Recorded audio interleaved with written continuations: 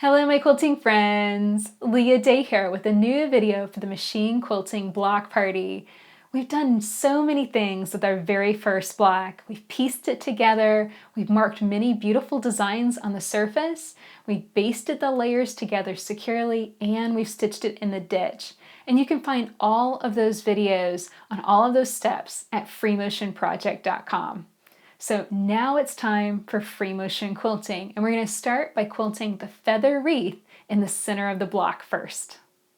So pulled up thread right in the center of the block on the center circle that is marked with freezer paper. And this is going to be a little tricky quilting. It's a little different to quilt through paper as well as your quilt. So just keep that in mind as you begin stitching. It might feel a little odd. What I'm going to do is just as I work my way around, I'm going to slightly rotate the block just so I stay right on that line. And I'm also focusing on making smaller stitches. Whenever I'm quilting over paper, I always want to produce smaller stitches so that way it's easier to tear the paper away. I might also stitch over this 2 times, so that also will kind of rip up the paper a little bit too. It'll weaken those areas where I've stitched over it, so it'll be easier to tear away. And it's absolutely allowed to stitch back over your quilting stitches. I call that travel stitching. The thing you want to do is just make sure that you stitch right over and on top of the previous line of stitching. You don't want to hop off the line, or it can start to look a little messy. So here I'm quilting around that circle, and I'm going to connect back with my original line. And I might quilt back over that again after I'm done with the whole feather shape.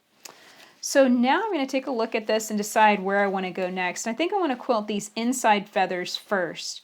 And here's the path that I like to take for quilting feathers. I like to quilt along the back, just carefully right on that line. If ever those threads get hooked up around your foot, just stop and lift the foot and get them unhooked. They can get in your way. So now I'm going to swing out around that feather, and then I'm curving up to the next feather, and then I'm going to stitch all the way back down to that circle shape. I'm going to kind of bounce against it, so I'm touching that circle shape, and now I'm going to quilt back along that feather. This is travel stitching. And it's really interesting because travel stitching basically double layers your threads. It's 2 layers of thread stacked on top of each other, and it ends up looking a little bit more dramatic. I really love the look of travel stitching. So it's something that I do in my blocks a lot, and it just adds extra emphasis to those areas where the thread is double layered. And really it depends on your thread. You might be wondering, well, how much can you travel stitch? Is that okay? I've even been asked, is that allowed to travel stitch? And the answer is yes, absolutely. And you can travel stitch as many times as you need to, depending on your design. Sometimes I will travel stitch 3 or 4 times over an area if I have to. The only thing you want to watch out for is thread breaks. So if your thread is maybe a little thick or on the weak side, it might break if you travel stitch too many times over one area. So just watch out for that. I'm using isocord thread here, and I know I can travel stitch multiple times over it and it not be a problem at all. So as you can see, my path is just to bounce right back up against a feather, travel stitch along it, and then curl out and around for the next feather. And that's the path I'm going to be using for all the feathers in this feather wreath. An alternative, if you wanted to try a different method, is you could try the opposite direction, which means that you would be curling out and going down around the feather that way. It really depends on your preference, just kind of play with both methods and see which direction feels the most natural for you. I promise there's no right or wrong way to quilt feathers, so whatever feels the best for you is the best path to take. When I first got started quilting, I struggled to quilt feathers because I kept trying to follow the rules. I kept reading someone's method of quilting feathers, and I tried to copy it exactly, and I found it almost impossible. It just totally didn't work for me. And it wasn't until I gave myself the challenge, like, okay, just sit here and quilt all of these feathers. And I marked lots of stencils on fabric, and I just kept quilting and quilting and quilting. until finally I found the path and the direction that made the most sense for me. And then I was able to quilt them with no problem at all. So here I'm coming around for the very last feather, and I'm just going to travel stitch back to that center circle. So that is all complete. And now all you have to do is just continue working around the circle again as you quilt the outer feathers. So here I'll try and show that alternative direction. I'll be honest, this isn't natural for me, so it might not look as great. So I'm going to quilt out and then curve downward. This is the opposite direction that we did from the other ones. And then now I'm curving down and around. I'm going to connect with that circle shape, travel stitch back along it, and basically repeat that same path, traveling out and around. And to keep those stitches small, I'm just making sure that my hands are moving very slowly, and I might be running my machine just ever so slightly faster than usual, and that's keeping my stitches nice and small. And that way that paper is going to be really easy to tear away. So that is the path I'm going to take all the way around this feather wreath. Just continue to work out that way. And here let me show you how I'm going to tear the paper away. So this is a stiletto, and it's just a tool that has a really sharp point, and I can kind of work it in here and find anywhere that the paper is already lifting up, and then just run this around those stitches, just kind of working it around until the paper lifts off. So that's how I'm going to rip it away. And once I have an edge that's ripped, it's real easy to kind of tuck in there and get underneath it and start the next piece. So that should be real easy to tear away with these nice small stitches. Just be real gentle. You don't want to put any pressure on your stitches. It can pull them and make them look a little loose. So just be real gentle as you work your stiletto, or you could also use a seam ripper. Just the end of a seam ripper would be fine too. Tuck in there and make sure to use the dull end of your seam ripper just in case you accidentally come in contact with some stitches. And you're just going to kind of push that against the paper, and that will slowly work it away. So that is how you mark and quilt through paper. Give that a try and let me know how that feels to you. The next part to quilt is our stem, and this was an area that was easy enough to quilt, simple enough that I'm just going to freehand it. So it's basically just a long curvy line, come up to that flower shape, then I'm going to more or less echo it, and that means stitching a set distance away from that first line of stitching. So that forms the initial stem, kind of going up towards the flower shape.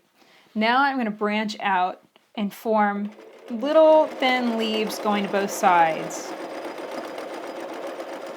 You can kind of come close to that tip and then back up.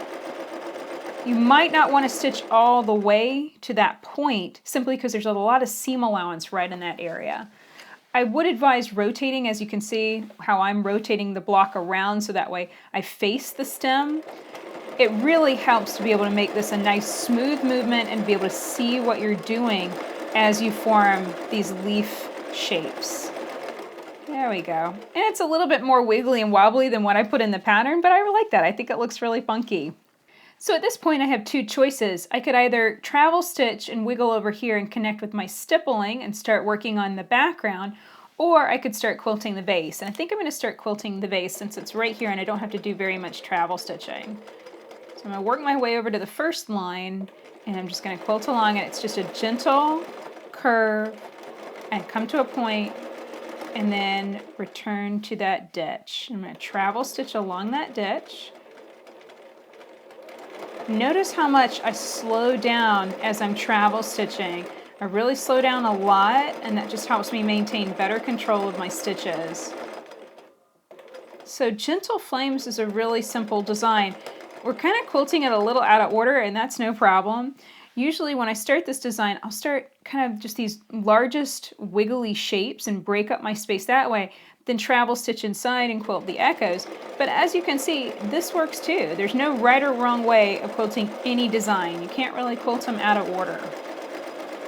Here I'm wiggling back up. And now this time I'm going to connect with this line. I'm going to stitch several passes. So here I'm going to wiggle down, come to a point, And as I come to that point, I'm going to be careful not to hop over that ditch and get into the border. And now I'm going to wiggle back up. Again, I'm going to near that ditch, get really close to it, right on it, but not hop over it. And then wiggle on down. So that kind of sets the foundation for several spaces. So right here you can see these lines are basically just echoes of that curve. And these lines in here are also just echoes of that curve. So I'm going to travel stitch over and stitch that echo. So if you didn't want to mark the design, my advice to start with it would be to start with a wiggly line that comes to these points on the edges, and then to travel stitch and space your lines about every 1/2 inch apart. If you don't want to mark it, that's just fine. The marks are one of those things that's nice to have. You're just starting out or you can't visualize the design, but it's absolutely not required. You don't have to mark your quilting designs if you don't want to. So from here, again, we have some decisions to make, and there's no wrong way to go. I could either travel stitch down here and fill in this area, or I could travel stitch back this way and fill in this area. I'm going to travel stitch along the bottom. At any given time with any quilt, I find myself constantly having to make decisions like this, and I want you to know that there's no right or wrong decision to make. In fact, actually, I just realized we could be knocking out some of this border design at the same time. There's no rule that says that you can't go on ahead and start quilting something if you're right there in the path of it. So I can go on ahead and knock out a few of these echoes, just like that. And as I'm doing this, I'm also working my way down this border towards where I want to continue filling my vase. So it's one of those things that's really interesting. If you're using the same thread color throughout your block, which I think definitely does make it a lot easier, you can always keep out your eyes open for little tricks like this, where you can really quickly work your way down and fill in a little bit of your border at the same time. And for the border, it doesn't really matter whether you start with the inner echoes, the smallest echoes first, or the outer one. As you can see here, I just knocked out the biggest echo first, and then I travel stitch over and connect with that second echo. And these are just simple arch shapes. And I can make this with one pass of my hands, just gently make that curve, and then slow down a lot as I do that travel stitching in the ditch to reach the next arch shape. Now I'll travel stitch over a bit and continue quilting more gentle flames. So I finished up my vase simply by travel stitching and hitting more of those curving lines. And I broke thread and I pulled up over here right in the stem area so I can quilt some stippling. So this design we practiced already in the Free Motion Quilting Basics video. And now it's just a simple matter of quilting on these lines and trying to quilt over the seam allowances. And this is the tricky part because basically we have one nice smooth curvy design, but because of the seam allowances you might find maybe your foot kind of gets hung up or slowed down a little bit as you quilt over the background. So anytime that you see a seam coming up as you're filling in your stippling, just be wary of that, be aware of it, and slow down a little bit as you quilt over that seam line. And I've designed this stippling so it will flow very, very quickly through the background. And it's a good idea to put your pattern together and trace your finger over it so that you understand the path. So very first we're going to be working our stippling over and around this vase design. So here I'm quilting down, and I think I'm going to go on ahead and rotate the block around so I can clearly see where I'm working. This is something that's a little confusing about free motion. A lot of times people think that in free motion you would never rotate your quilt around, and that's just not true. You'll rotate your quilt anytime that you need to see what you're doing better, or maybe there's a direction that feels more natural and more comfortable to you. I never just put something on my machine and just leave it there in one place. I'm always rotating and fiddling around with it just to get it exactly right.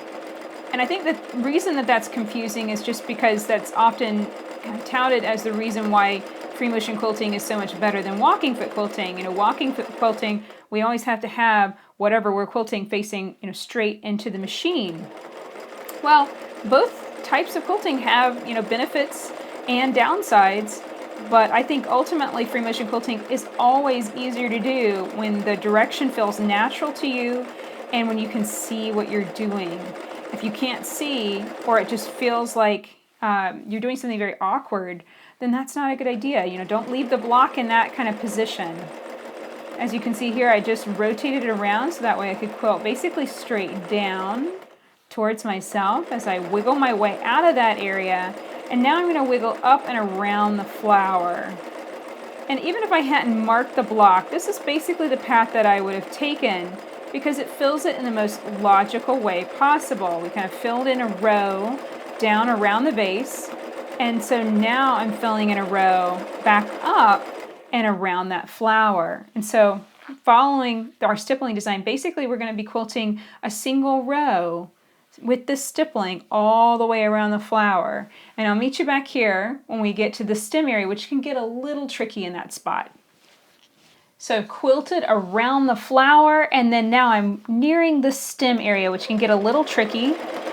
So I'm just carefully quilting on those lines, working my way into that area. And if you quilt off the line, please don't worry about it. Those marks are going to wash out.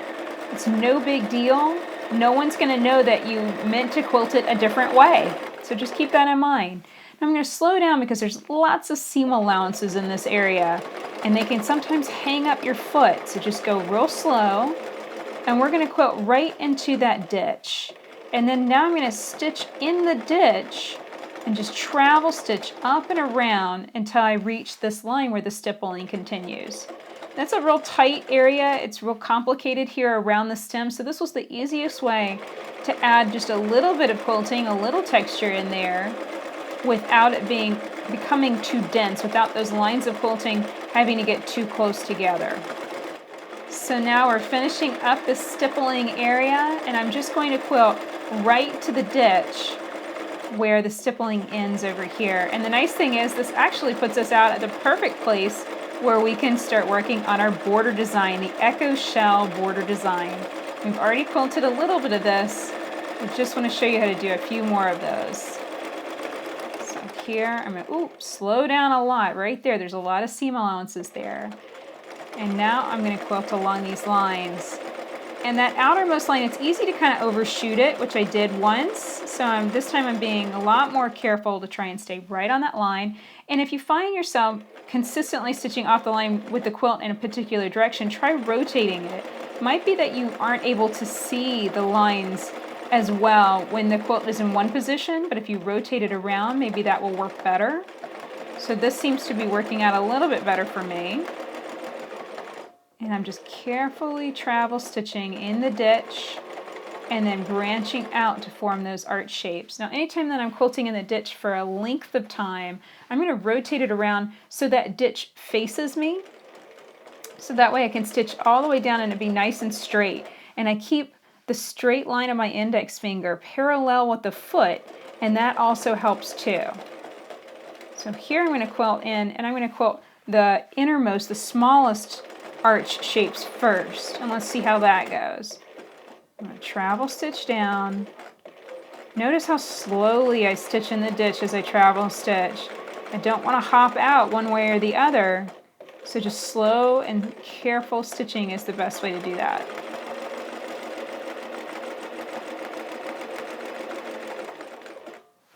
Okay, and just one more arch shape over here. You might find that you're ending up having to stitch over the same area multiple times. Please don't worry about that. It's no big deal. It's not going to hurt your quilt or damage your quilt. It's just one of those things that sometimes just happens.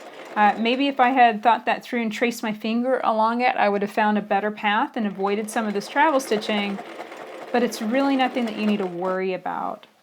So now for one of the circles, we first want to stitch the circular shape. And I like to swing around in a counterclockwise direction. Play with that and see which direction feels most natural to you. And so now I can connect with the line, the spiral line that's going inside. And it's up to you if you want to quilt this or not. It's a little dense, but I just think it adds that little pop of texture here in the corners. I think it looks really nice. To get back out of the shape, I'm travel stitching right along that line. And that's going to make it a little darker and make it stand out a little bit better. I think that's really pretty. If you quilt off the line, don't worry about it. You know, I quilted off just a bit back there. Something that I like to do sometimes, if I quilt off, I just go back through and stitch right through the middle of the line, and it adds even more thread on it, and sometimes it makes it look better. You know, when in doubt, throw more thread at it. Just continue adding a few more layers of thread, and that usually hides your mistakes. So from here, I'm just going to continue quilting more of these arch shapes, more of those corners, circles, and spirals, and that is how I'm going to finish up my blooming 9-patch block.